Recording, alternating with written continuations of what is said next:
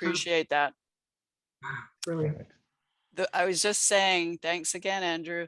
I was just saying that we have here the executive director of CCHI, the Certification Commission for Healthcare Interpreters, and also the person who runs certification in Australia for NAATI, their program.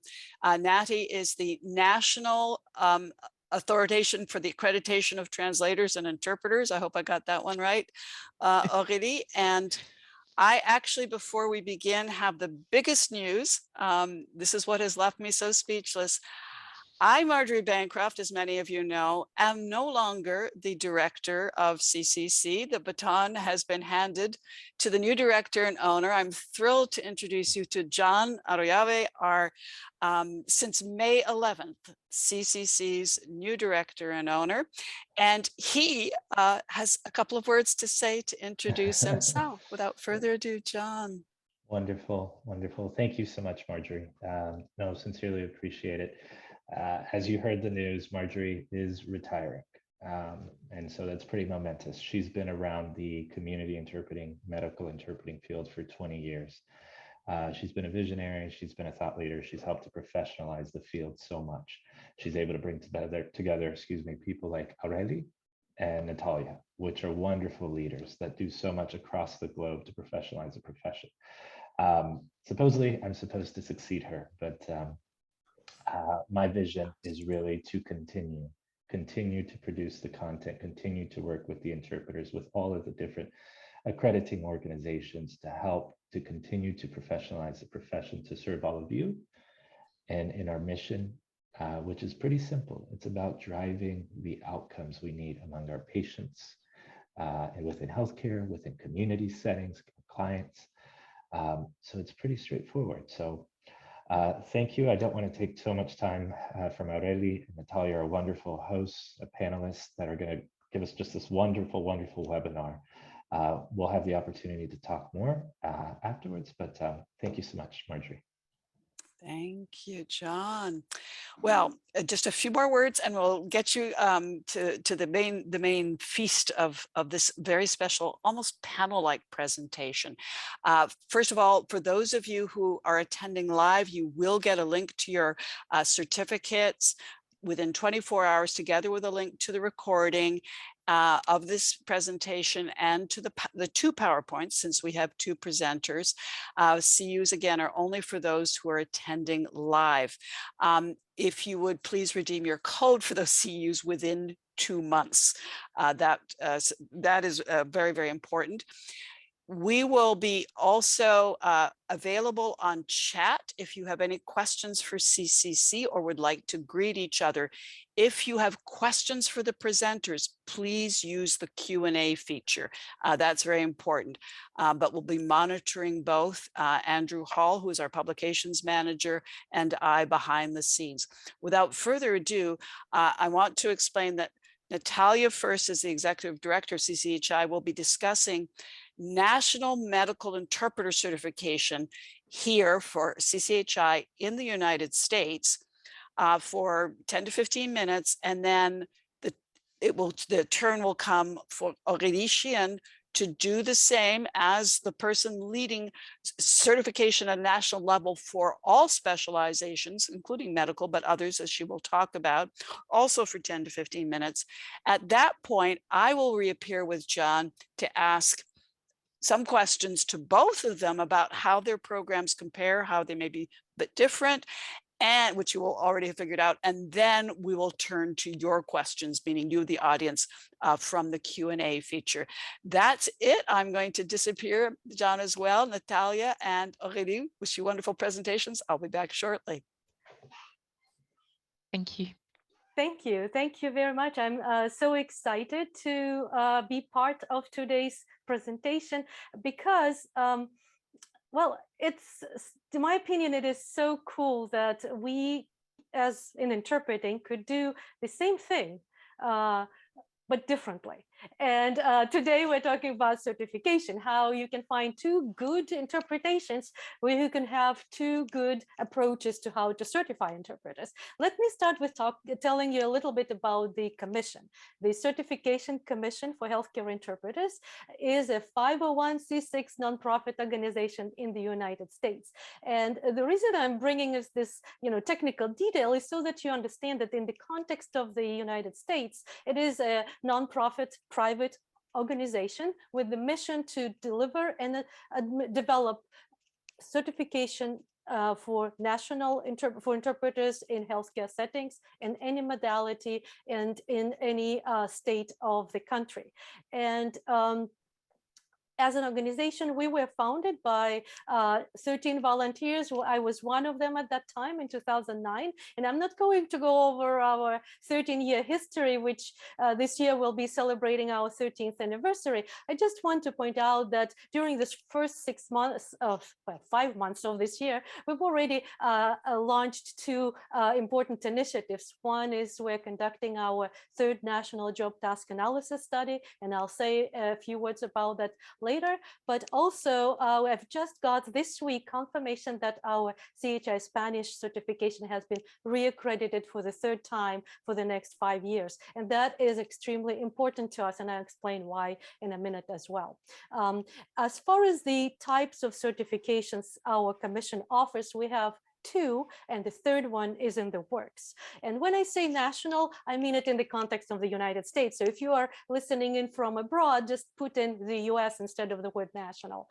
So the first type of certification we offer is what we call core CHI, or core certification healthcare interpreters. And that is a knowledge exam that assesses your understanding of the profession as it exists in the United States. And it is a multiple choice exam, and it is available for interpreters of any language.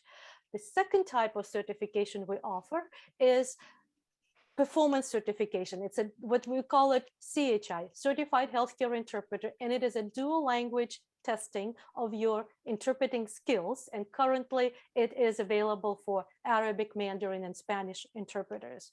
And we are currently developing the third credential, the third certification, that will be a performance-based one, and it will contain a performance exam in English, and it will be available in 2023. So I'll say a few words about that later.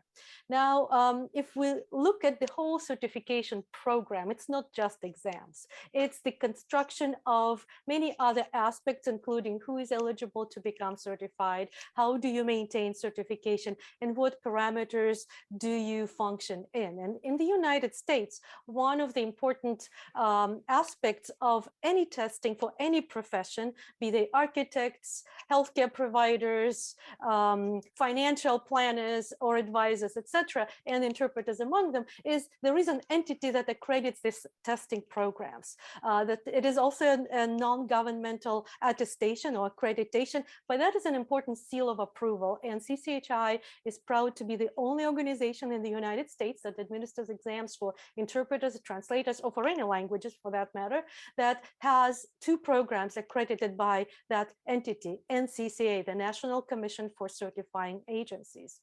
We're also currently the largest certification organization for healthcare interpreters in the United States, and we count 4,750 certificates. I hope by the end of this year we hit our 5,000. We also have the most comprehensive exams in terms of how they're constructed. For our knowledge exam, we have 100 multiple choice questions, and for our oral exam, that is CHI exam, we test interpreters in all three modes of interpreting: consecutive, simultaneous, and sight. And I'll talk about that in a second. Also, one of the important details distinguishing CCHI from some other organizations that offer certification in the United States is that we're not a membership organization, we're not an association, so all our certificates don't pay any membership fees, they only maintain their certification and interact with that in that regard. However, we do engage in advocacy for the profession on many levels and are proud to do so. If you look at our community of already certified interpreters, the majority, as is very specific for the United States, of course, are Spanish interpreters, and we have over 3,200 certified Spanish interpreters.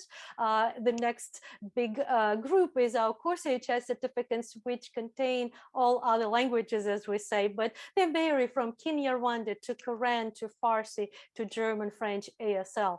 And then we have about 200, shy of 200 Arabic and Mandarin CHI certified interpreters. As you can see, in the United States, the landscape for medical interpreting, and I'm kind of starting already to give you a comparison to what Aurélie was going to be talking about, is kind of, limited to the top languages, and then, the rest have a different tier of certification for many reasons. We have our virtual office is our website, cchicertification.org, and anyone who wants to get certified, I strongly encourage to start with reading our candidates examination handbook. Today, I won't be able to explain all the intricacies of our program, but if you are interested to know more, I refer to that handbook as a way which you can find on our eligibility page on the website. And speaking of eligibility, we intentionally, from the very beginning, from the foundation, wanted to keep the doors open for all bilinguals in the United States who have the ability and desire to interpret, because in healthcare settings, let's be honest, we don't have enough interpreters qualified to do the job.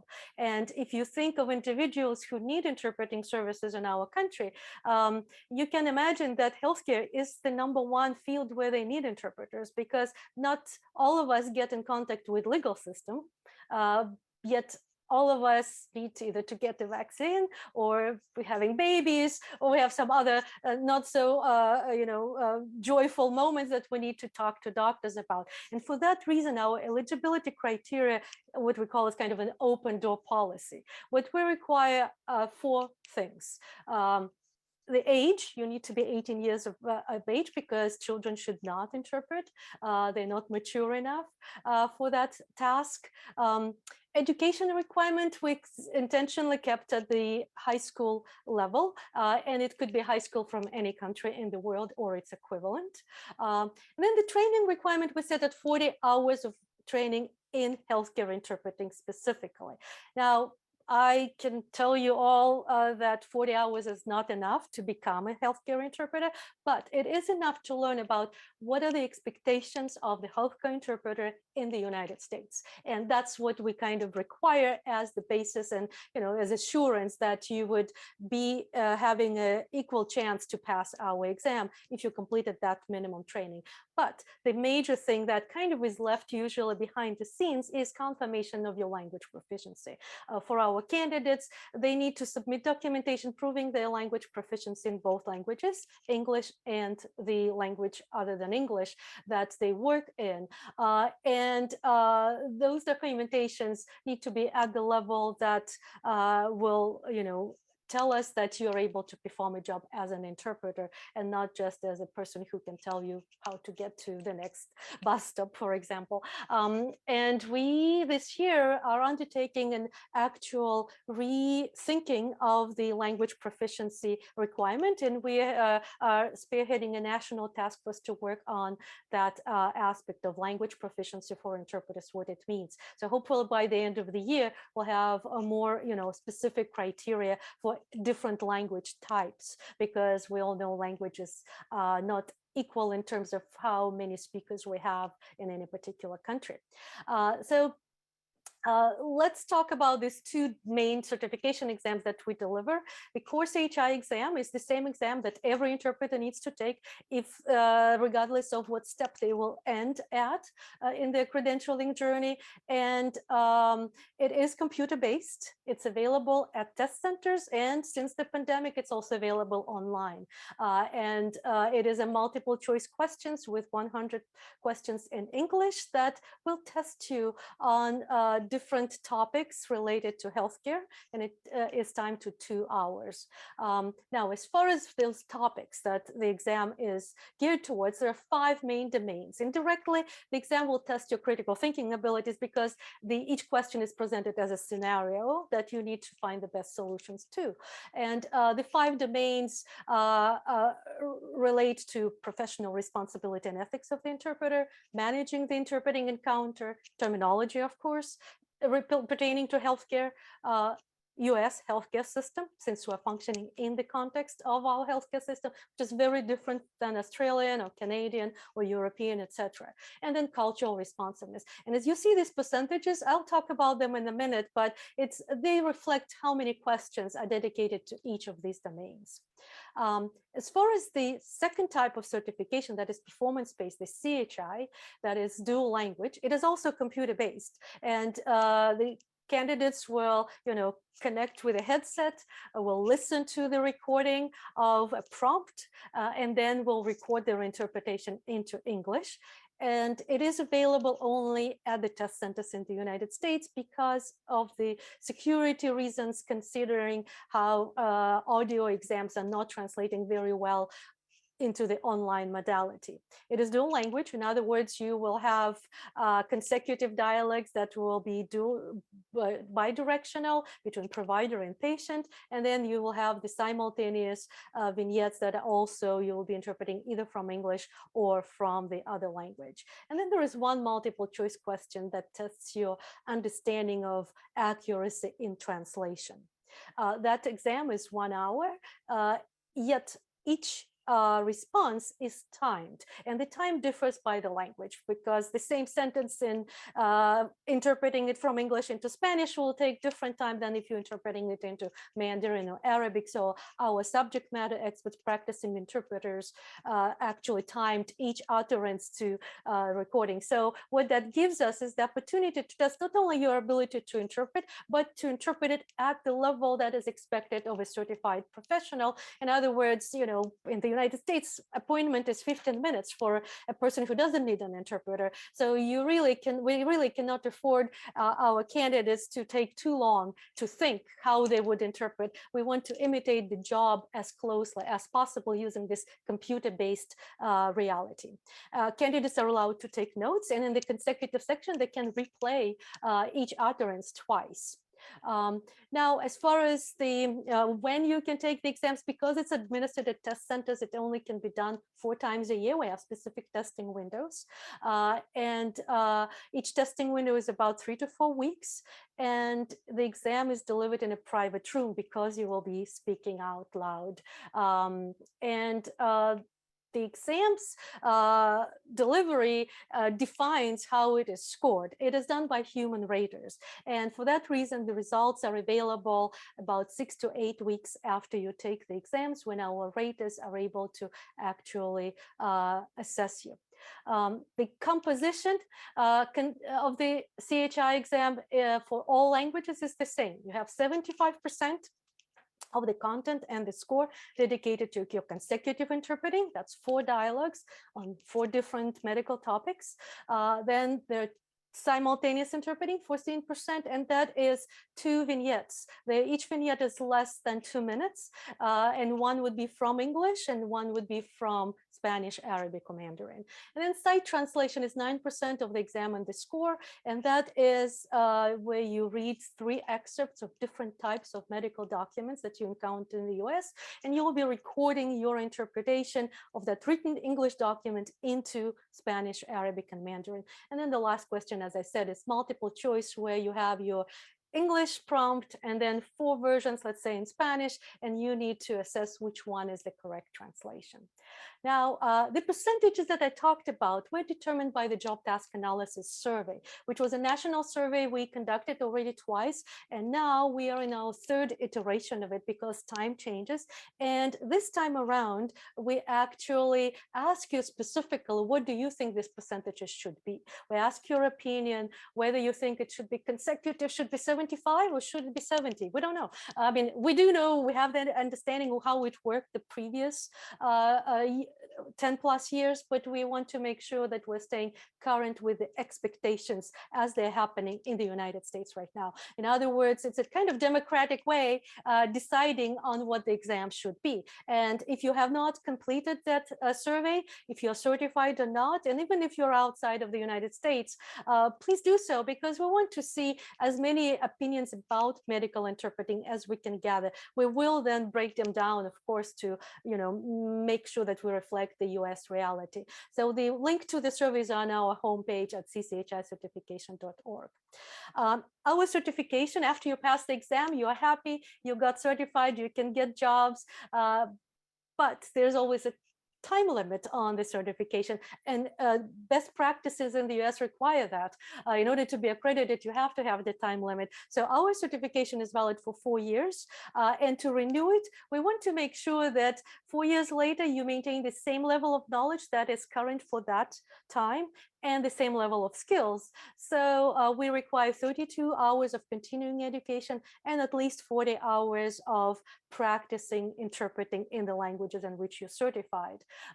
40 hours, of course, is very little, but granted that some languages, like, for example, Kinyarwanda, may have fewer opportunities to do their work. So we want to make sure that everybody has this opportunity. And out of the 32 hours, what's important for us is we require that 4 hours of continuing education need to be in performance-based topics. In other words, again, practicing your skills.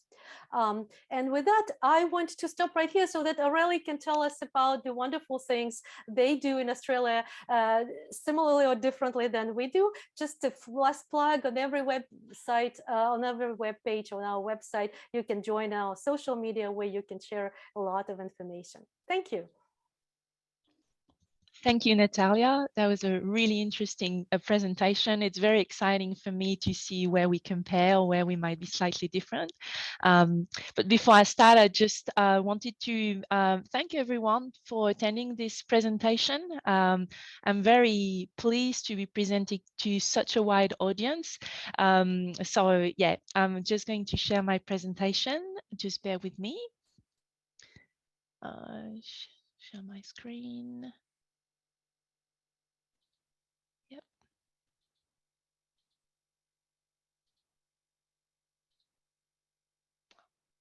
Sorry.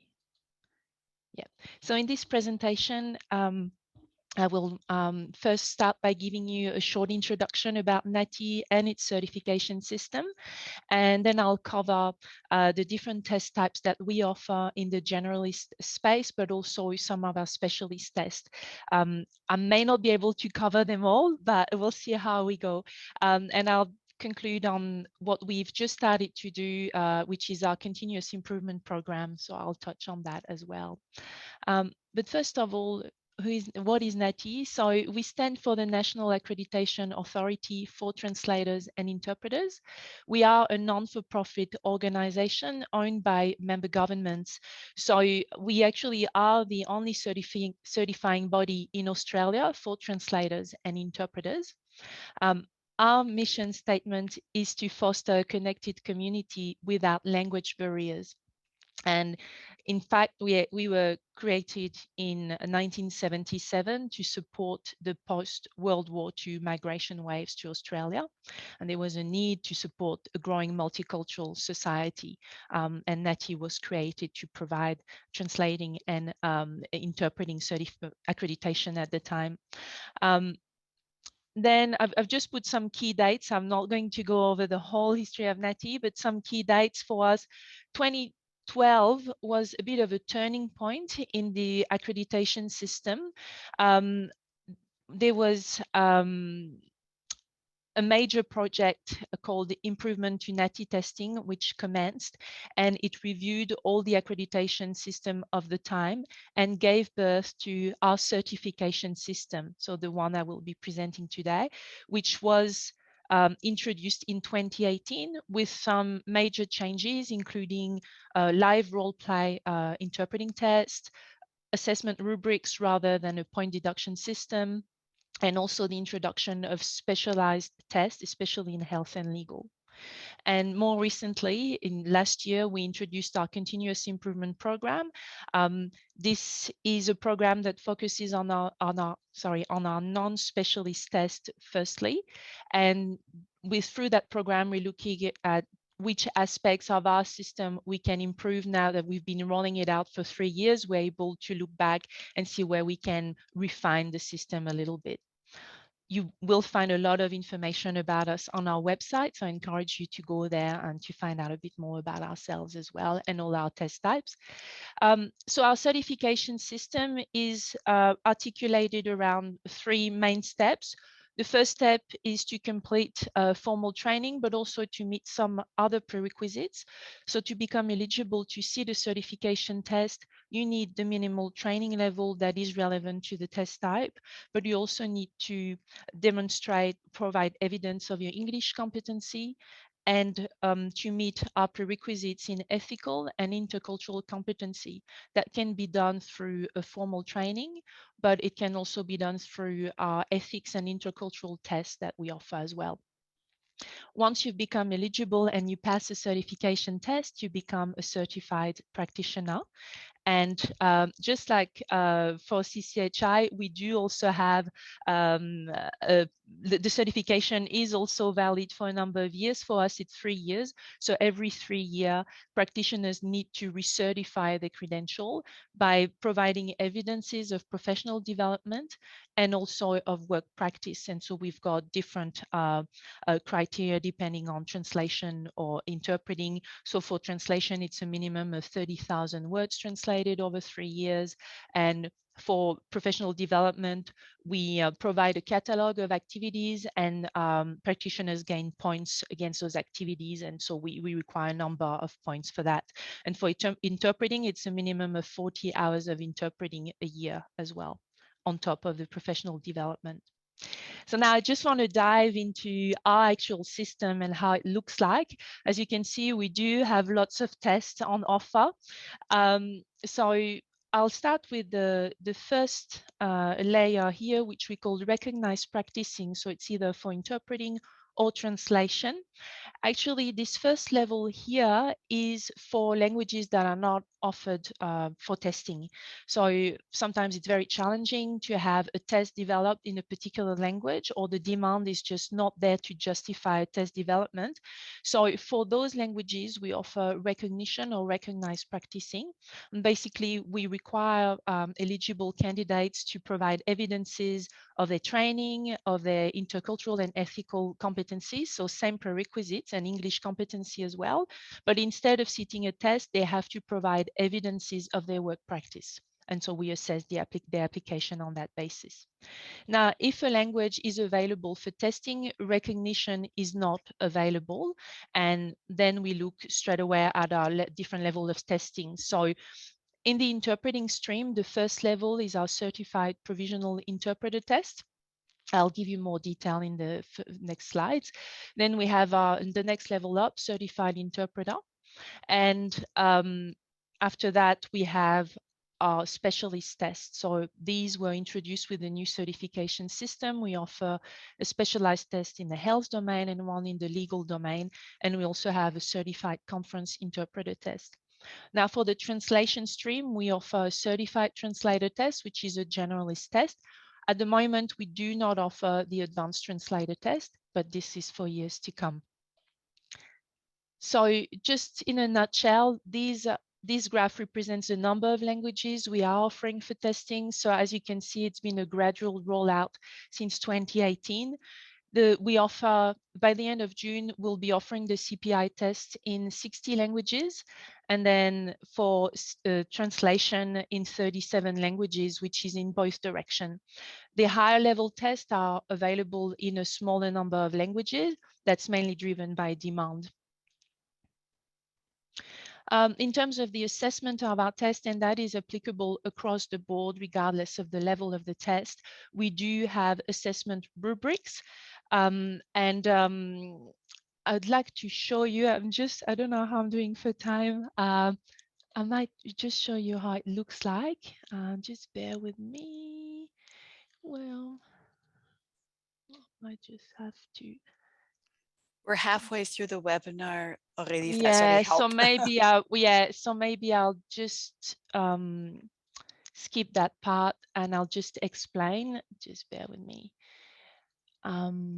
So we use assessment rubrics. They are available on our website, so I can also share the links in the chat during the Q&A time. So for each test, we do have 2 examiners marking the test independently using the assessment rubrics. If they're in disagreement, we do involve a 3rd examiner.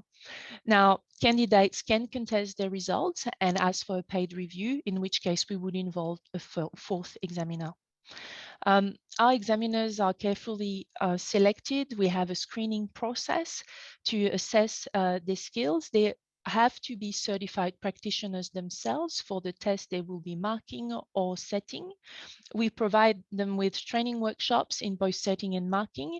And as part of our continuous improvement program, we're also about to introduce continuous training via online modules. I also wanted to touch on our inter-rater reliability work, which we have started as part of our continuous improvement program as well. So it's still fairly new. We are still analyzing the data as I'm speaking, but this is something we were only able to do at this stage because the system is just so new. So we had done this exercise in our previous model, but for this one, it's the first time. So we are looking at the marking consistency and see from this data how we can better support our examiners in their performance. So now just want to touch on our generalist test. So this is the first level of interpreting test, our certified provisional interpreter test, or CPI. It is composed of 3 tasks. They are all live dialogue tasks. So I have a little demonstration I'll show you in a minute. So we actually have 2 face-to-face dialogues, and these so it involves 2 role players, one English speaker and one Lloyd role player, and the candidate is the interpreter. The remote dialogue task is the same type of setting, except that it's in an audio format, so like telephone interpreting. So these tests are generally run on site, but since the pandemic, we had to move them online as well. At the moment, we do offer them in both formats. They mainly, we rerun them in Australia only. We don't run them internationally at the moment. So these tasks can be in any domain. It might include a health task, it might include a legal task, or it can be on different community topics. So I want to show you a few minutes of this video. It is available on our website, so you can also watch the whole video in your own time. Just bear with me. I'll just make sure I've got my sound shared. And here we go.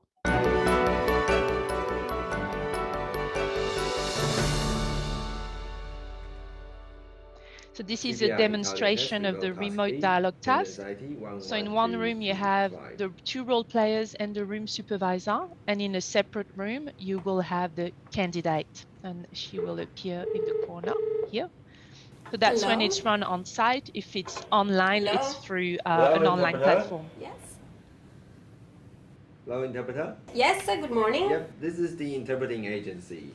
So we have a telephone interpreting job here. Dr. Brown from the hospital's emergency department is with an Italian-speaking patient. Are you available to do this job? Yes, I am. Okay, so I'm now connecting you to the doctor and the patient. Dr. Brown, I have the interpreter here. Please go ahead. Hello, interpreter. Good morning, Dr. Brown. Hello, yes, I'm Dr. Brown. Interpreter, I've got a patient with me, a Mr. Gerardo Tropico, and I need to speak with him about his health condition. First, I'd just like to confirm that you are an Italian interpreter. That's correct, I'm an Italian interpreter. My name is Sara. Wonderful. Look, please, would you like to go ahead and introduce yourself to Mr. Gerardo Tropico? Buongiorno signor Tropico, mi chiamo Sara e sono la sua interprete per oggi. Salve interprete. Interpreter, you don't need to interpret what I say next. All right, I'd just like you to interpret what we say to each other. If you need us to repeat or to clarify something, please just say so. Also, if one of us talks for too long, just ask us to pause so that you can interpret. Okay, let's start. Well, okay, good afternoon. I'm Dr. Brown. I'm on duty here at the Emergency Department at hospital. I need to make sure that you are aware that you are in hospital. Buon pomeriggio, sono il dottor Brown, sono il medico di turno al pronto soccorso e voglio assicurarmi che lei sia consapevole di dov'è che è in ospedale. Sì, ma non capisco perché sono ancora qui, perché mi sento bene. Yes, but I don't understand why. I feel fine. Yes, I understand you may feel fine.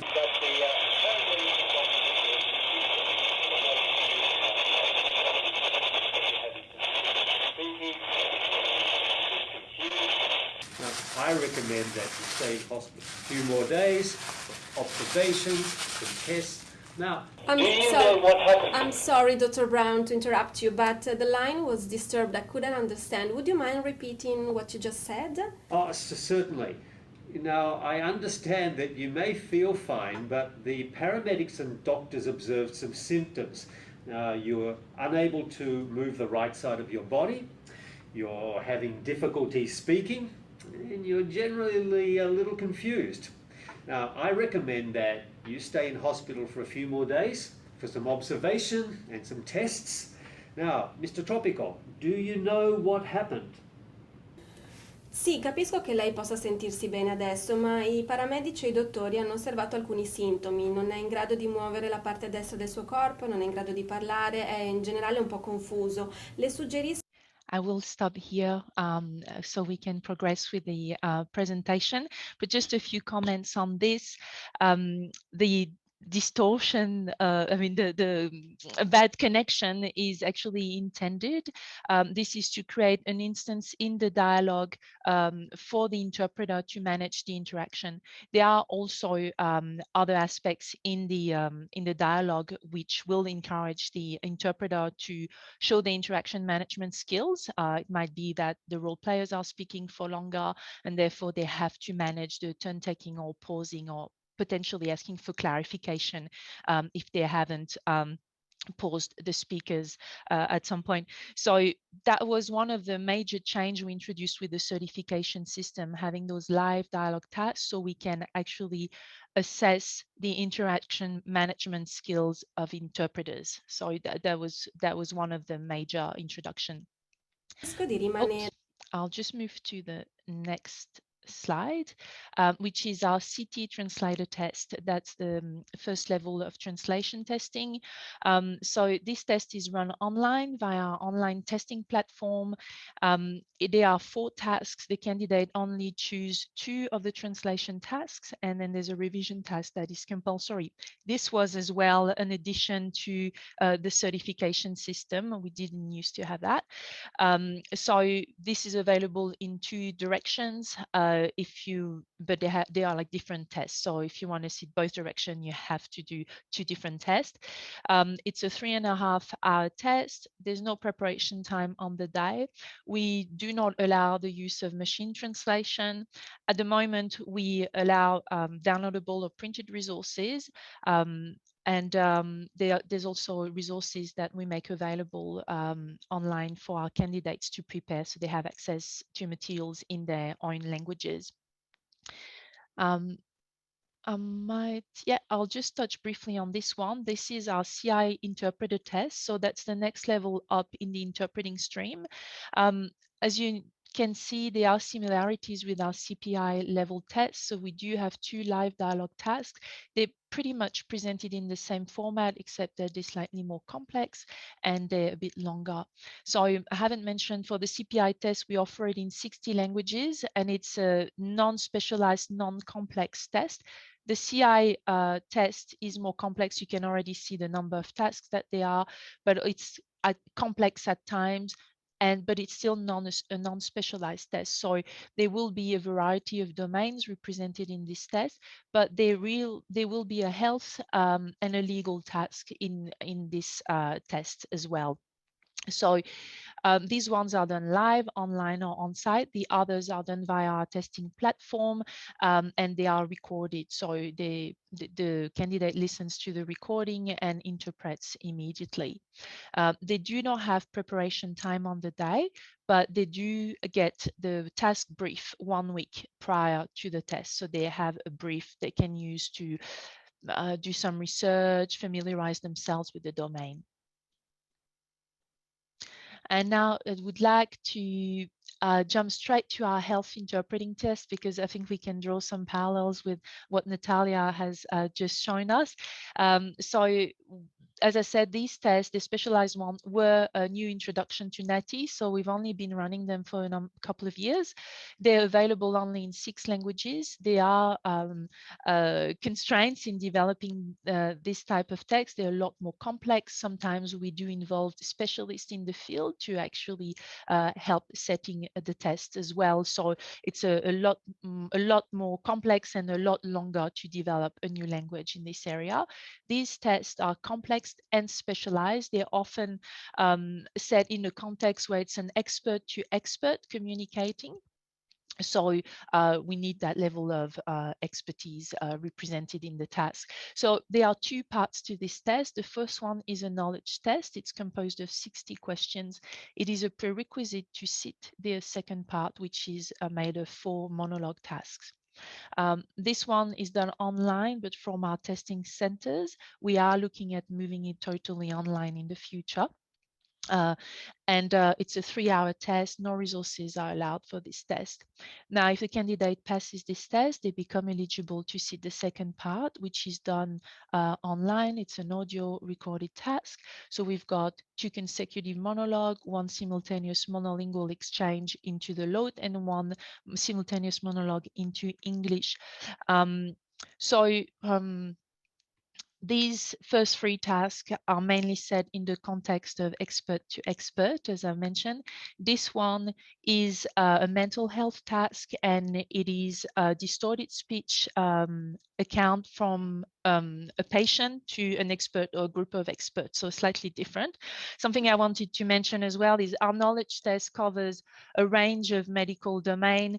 Just like the CCHI test, it is addressing different categories such as medical knowledge, knowledge of the health system, medical terminology. It also touches on ethics and the role of the interpreter.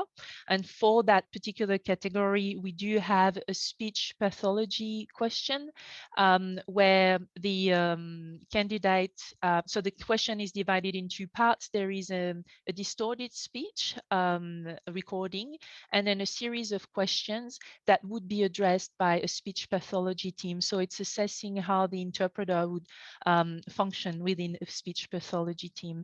So it's quite varied, and lots of the questions are drag and drop, multiple choice, but they are also short and long essay questions. I might just, so we have a bit of time for Q&A. I will skip some slides, but I can come back to them depending on the questions that you have. I just wanted to conclude on our continuous improvement, because it is our main focus at the moment. We launched it in 2021, and the aim of this program is to target improvements to ensure that our non-specialist certification tests are valid, reliable, and practical to run. So basically, we're looking back at what we've been rolling out, and as you know, there are lots of languages, and looking at targeted changes or adjustments we can make so our tests are even better. So we've been focusing on 6 main areas. Some are directly looking I mean, some areas are directly looking at the assessment rubrics or the test task format, but others are more, I'd say, behind the scene, like looking at our examiner performance and training through mainly our reliability data analysis, but also introducing continuous training. We're also looking at areas that we can improve in the test delivery and the use of technology as well. So the consultation process has just finished, and the result of that work is a series of 20 recommendations that we will start looking at implementing from July onwards. I guess that's a whole other presentation, but we are looking at a full implementation over the next 2 years, so it is a long process. But yeah, we're very excited to be able now that we have more maturity to look at how we can make it even better. So I think I'll stop there and I can come back on other aspects if required. Thank you so much, Aurélie, and of course, Natalya. Time is so limited. I am going to jump right in with what is possibly my favorite question, even though it's one that we discussed, which is, what do you two, you can jump in as you choose, what do you two admire most about each other's programs? Well, sorry, I'll jump in, Natalya. For me, I think, well, there are a few things, I guess. What I admire is the level of commitment that you share with us. Like, I think we both see the value of certification and how important it is. And so I think it's, I guess, a mutual admiration and knowing that we're sharing the same values, because that is essential in our profession. But I guess another thing that I'd say interested in is finding out more about the new test that you will be introducing, which is looking at in English. It's an English test with core competencies being assessed, and I think that is a concept we don't have at NAATI, and I think this has a lot of potential. So I'm definitely keen to find out more about that as it unfolds. Thank you, Aurélie. Well, and for me, in general, overall, love the Australia's approach to immigration, and as a result, the underlying philosophy of having a centralized and inclusive interpret and translate assessment program. You know, without that, you know, it's hard to create such thoughtful, multi-tiered process, and your, you know, underlying country's attitude to immigrants and immigration allows you to consolidate efforts and resources to create this beautiful program for many languages. Like hearing you saying 60, and I know it's something with 200, so that just like my mind is like going envious and jealous of you. And the second biggest thing that I truly admire is your role-based approach to testing performance skills. You know, I would love for us to have the resources to do that, because the closer we are to the real world job, the more accurate the results would be. And so if anyone has a couple of $1 million or $1 billion, please donate and we will do that here in the United States too. You never know who's listening, Natalya. I know, that's what I'm, hey, do you know, that's why I'm pitching it. Please, everyone listen to her, especially if you have money to throw at certification. Now, if each of you could wave a magic wand, what would you do first to enhance your certification program?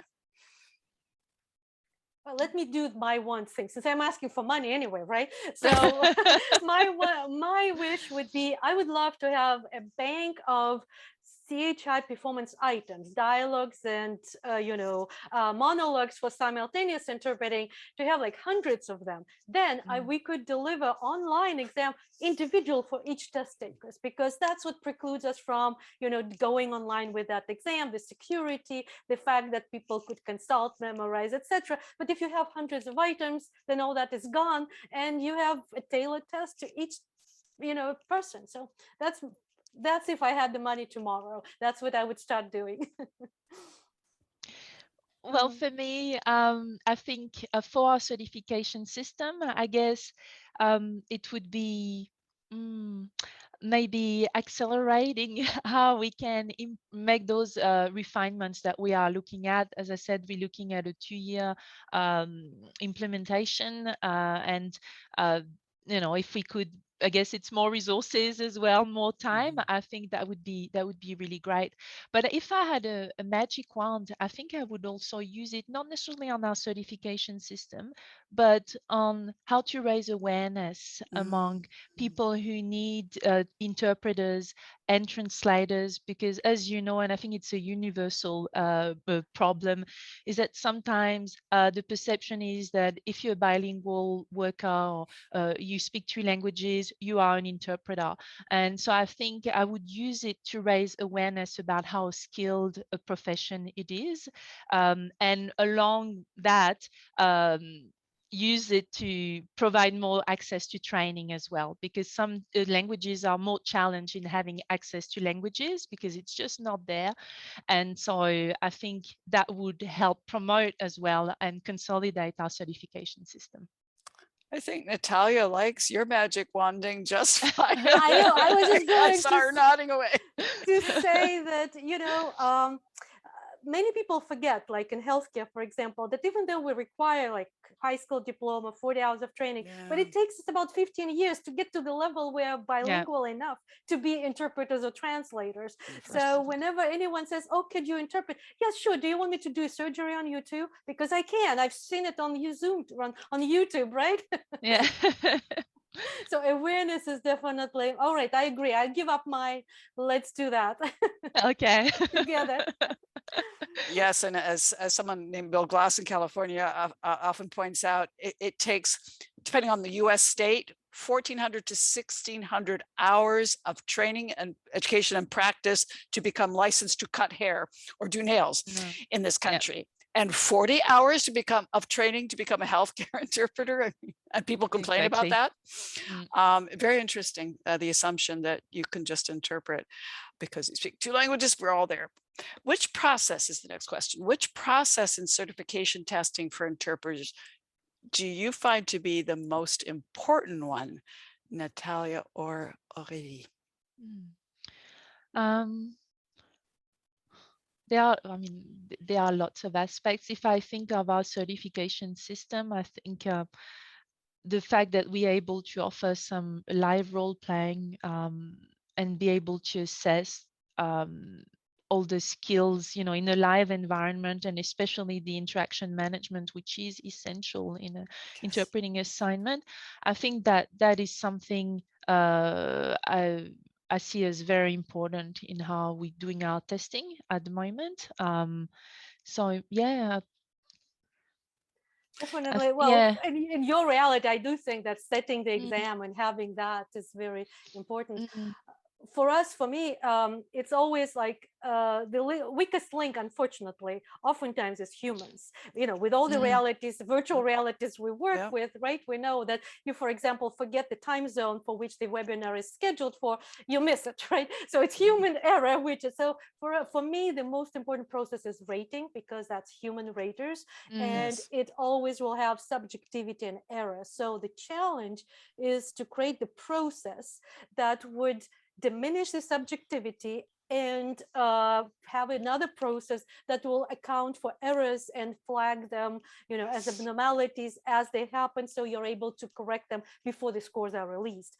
And I must say, I feel that we have reached that, reasonable balance for these processes, because our exams, rater does not rate the whole exam, and we have each item, each response is rated independently by 2 raters. They do not converse to each other or compare notes. And then if they disagree, then it goes to a 3rd rater, and the final score will take into account 3 different professional ratings, because we understand that 1 rater could be wrong, the 2nd rater could be right, and the chief could by error side with the wrong rater, right? So this way we count all 3, and then if there are any abnormalities, we flag for it. So to me, that is the importance of, making sure that we understand our weakness and we do something about that. Yeah, I couldn't agree more. I think we're facing the same challenges, with the assessment, and always yeah, I'm thinking of what we're trying to do with our continuous improvement program as well. And as I said, we've just starting to dive into the recent data we have on our inter-rater reliability to see what the marking consistency is like and where we can consolidate that process and make sure that the results we have are truly the result of the candidate, demonstrate the candidate's ability without any other factors influencing, and the examiners are one of them. So Yes. yeah, definitely agree with what you said, Natalia. Yeah. And I haven't heard this for medical, but I've heard it for court interpreter certification in the US, that certain language interpreters in certain states have felt that the actual raters were shutting people out of the profession by failing candidates, leading to more job opportunities for them. Whether it's true or false, that perception is poisonous and very sad. Turning now to... Let me comment on that one. And that's why, you know, if we eliminate that, if the rater never knows whether they failed or passed the candidate, that's the process, you know, that's what we have. That's part of the process. Our rater never knows whether they gave a good, I mean, they give a score, but they have no idea what the candidate will get as a result, passing or failing. So, yeah. And that's why they cannot be doorkeepers in that aspect. Yeah. Okay. Well, turning to questions from our attendees. So what is the point of taking national certification? What's the benefit to it is a question I'd love to hear both of you answer. No, I can start. I think the benefit, I mean, I'm thinking especially in the Australian context for us, this is recognized across the country, and government organizations do require translators or interpreters to be certified. I think I see it very much as a quality label, you know, the guarantee that you have demonstrated your skills at a certain level, depending on the level of certification you choose to sit the test for. But this is for people who are engaging with translators or interpreters, or for language service providers. It does give them the confidence that and there's a certain standard has been met in the quality of the service they're receiving. So I think for me, that's one of the key aspects of having a certification. Thank you. And I'm not going to repeat, but I just want to add from our perspective, it's important to remember that even though you may not see immediate personal gain by getting certified, and in some cases you do, you know, some employees just require certification right now, and some higher pay, you know, sometimes. Exactly. But at the same time, what you are getting is you're creating the understanding about the profession. As you know, like a nurse cannot walk into the hospital. I cannot walk into a hospital and say, I would like to be a nurse, right? They say, what is your licensure? What is your, you know, qualifications? And if you bring a bunch of certificates saying, hey, I completed all these trainings and I speak Thai, they will hire you in the United States. That's all. But we want to change that. And if all providers will know, like, well, everybody needs to be certified to work as an interpreter, then we will have only individuals who can truly do it safely. And ultimately, that's where the weakest link is for providers, is the interpreter, right? As I was saying, like, raters are weakest link for us because they're human. Interpreters are also human. And if you have a brilliant doctor giving consultation, but the interpretation is poor, then all that thing is wasted. So we have an important role, but we need to make sure that everybody understands that we, meaning qualified, certified professionals. Yeah. Okay, thank you. I have an interesting question for you, Aurélie. Do hospitals in Australia train healthcare interpreters on how to work with interpreters? The person asking thinks they don't do that here. A little bit of that is done, but not much. And so the person reports, as a result, the healthcare staff don't know how to work with an interpreter. So in Australia, do they train that? Yeah, so in some hospitals, they have their own team of interpreters, actually. So, I mean, I don't know all the details, but they do provide them training that is relevant to what they have to do in the hospitals. But again, they would look at having interpreters who are certified and therefore have demonstrated that they have the training and they have met the level that is expected for their work. But they do provide some internal training. I'm not an interpreter myself, so I don't know all the details. But yeah, there are certainly like teams in hospitals. Yeah. Because here's the issue. I know what the writer is writing about. Often we have healthcare providers and frankly other community service providers who say things like, tell her I need her address. Yeah. Or so they're speaking in indirect speech or third person, or they're, you know, actually saying things to the interpreter that are completely inappropriate, like is she mentally all there, you know, is she like mentally sound, and expecting that the interpreter won't interpret those. In other words, they have no concept how to work with a professional interpreter. So that's not a problem that you see in Australia? Well, I can't really say exactly because I haven't had the experience myself, but I imagine that this can probably happen depending on the health practitioner you're dealing with. But what training here in Australia and also our ethical competency test also promote is that the interpreters needs to explain clearly what their role is and what the boundaries of their role are, and so they can you know, set the conditions of the interaction as well. So if the health practitioner was being inappropriate, they might have to, you know, set the boundaries. If they're asking for advice or things like that, the interpreter is bound by the Code of Ethics, which is our AUSIT Code of Ethics. AUSIT is our professional organization. So all interpreters and translators follow this Code of Ethics. So if things were stepping out of the interpreter's role, they would have to remind the health practitioners. That would be good practice. Yes. Yeah. We have that issue here. Absolutely. Oh, for sure. Natalya, one last quick question for you. It has to do with medical translation.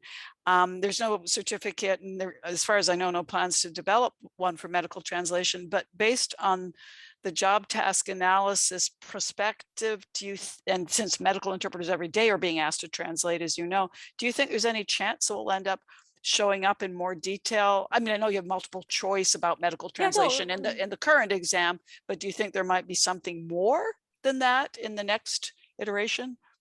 Perfect question. That's what we are asking on our current job task analysis survey.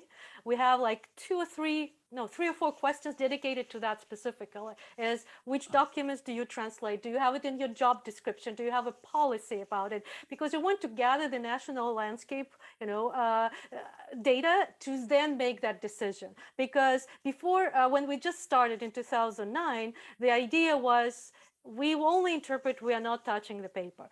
Then during the pandemic, everybody started thinking, well, the interpreters sit and do nothing between Zoom calls. How about we'll ask them to translate something? Or it was simpler than that. It was like, well, we need to give a translation of a new protocol, how to deal with COVID. Do you mask, do you not mask, right? So things like that. And so you ask interpreters. So we see that shift, that more translation tasks are becoming part of our job. And if that is true, then our exams will have to react to that and reflect that. In what form, we're not sure yet, obviously, but that's why it's important to answer. Yeah. We truly need someone. So please fill out the survey now, especially if you feel strongly about that. And if you don't know how to fill out the survey, just shoot us an email at info@cultureandlanguage.net and we can hook you up with the survey. Natalya, just to quickly chime in, when is the due date for the survey? When is that due? Tentatively, it's June 17th. And I say tentatively because we also want to see the volume of responses. And if we need to extend it, we will. But we want to close it by June 17th. Okay. Super. So you have 2 weeks for sure to do that. And if you're certified, you get 1 CE hour. Go for it. Just for filling it out, you get 1 CE. Just for filling out, yes. Oh, we have a lot of people listening who are very concerned with that CE hour in CCHI, so that's good advertising for the survey. Listen, both of you, Aurélie and Natalya, to have 2 such national experts from 2 countries sharing it as generously and kindly as you have done and as clearly, and sharing the PowerPoints, which everyone, you will get that tomorrow, a link to both the PowerPoints in the email, and just the way you have planned and done extra work putting this together. We cannot thank you enough. This is really a very, very precious opportunity indeed. Please, everyone, don't hesitate. We couldn't obviously answer you in a fraction of your questions, but feel free to send an email to info@cultureandlanguage.net. Andrew, I'm sure, is copying and pasting or is typing that in the chat, and we'll be happy to pass them on to the presenters. And meantime, I think we have a special vote of thanks for Aurélie, because she had to do this at such an early hour in the morning in Australia. What time? Indeed. What time is it? Now it's 7:30, but yeah, So we she started was at on here 6:30. So yeah, she was on here at like 6:15 a.m. a.m. She showed up for this gig, entirely pro bono, of course. Again, another generous feature. So wishing you a wonderful rest of your day, Aurélie, and Natalya, a wonderful evening. And John and I, by the way, will stay on to answer any questions, because we know that was a big announcement we made, and more than happy to stay on and chat with anybody who cares to about the big transition. But Aurélie and Natalya, thank you so much for coming on and sharing everything that you shared. It's a gift. thank you, Huge gift. Marjorie. It was a pleasure. Thank you, Marjorie, everyone. thank you Thank for you. invitation, and thank you for introducing us, because as nobody may know, but Aurélie and I now are in continuous contact, because we want to Wonderful. learn right. from each other, Wonderful. and we want to see Exactly. what we could incorporate. And that's all thanks to Marjorie, because I think one of your major strengths has always been is to connect people. So thank you for connecting. And Thank John, you, looking indeed. forward to you connecting us to your circle of people. So Thank you, thank you. Natalya. Thank you so much, Aurélie. That was sweetly said. Thank you. Have a wonderful rest of your day or evening, both of you. Thank you. Take Bye-bye. care. Bye-bye.